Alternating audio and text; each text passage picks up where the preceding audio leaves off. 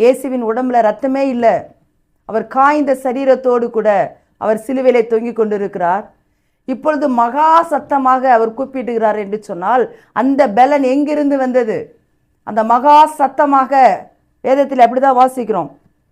அவருக்குள்ள எங்கிருந்து வந்தது என்று சொன்னால் இது ரொம்ப சோகமாக, ரொம்ப பலனற்று போய் சொல்லுகிறதான வார்த்தை அல்ல. இந்த கடைசி வார்த்தையானது இயேசு கிறிஸ்துவுக்குள்ளாக ஒரு மிகுந்த ஒரு சந்தோஷத்தை கொடுக்கிற ஒரு வார்த்தை. என்னன்னு சொன்னால், அவருக்குள்ளே எஞ்சி இருக்கிற முழு பலனையும் வைத்து அவர் என்ன பண்ணுறாருனா சத்தமிட்டு சொல்கிறாரு, பிதாவே என்னுடைய ஆவியை உம்முடைய கைகளில் ஒப்பு கொடுக்கிறேன் என்று சொல்லுகிறார். ஏனென்று சொன்னால், வானத்தில் இருந்து பிதாவாகிய தேவன் தம்முடைய ஆவியை மரியாளுடைய வயிற்றிலே கொடுத்தார். பரிசுத்த ஆவிக்குள்ளாக அவங்க கர்ப்பவதியாகி இயேசுவை பெற்றெடுத்தார்கள்.